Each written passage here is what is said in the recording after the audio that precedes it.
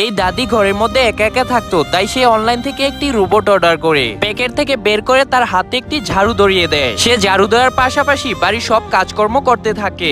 একদিন দাদি ঘুমিয়েছিল, তারপর সে রোবটটি দাদির গায়ে একটি কাঁথা দিয়ে পাশে বসে টিভি দেখতে থাকে। দাদি যখনই ঘুম থেকে ওঠে এটা দেখে অনেক খুশি হয়ে যায়। কিছুক্ষণ পর তারা দুজন টেবিলে বসে নাস্তা খেতে থাকে। রোবট নাস্তা খেতে খেতে তার মুখ নোংরা করে ফেলে, তারপর দাদি সেটা টিস্যু দিয়ে মুছে দেয়। হঠাৎ দাদি দেখতে পায় রোবটের ব্যাটারি চার্জ শেষ হয়ে গিয়েছে। তারপর সে নতুন আরেকটি ব্যাটারি সেখানে লাগিয়ে দেয়। তারপর রোবটটি ঠিক হয়ে যায় এবং সময় মতো দাদিকে ওষুধ খাওয়ানোর জন্য সাহায্য করে। পাশের রুম থেকে দাদির টুপিটা নিয়ে যায় বাহিরে ঘুরতে যাওয়ার জন্য।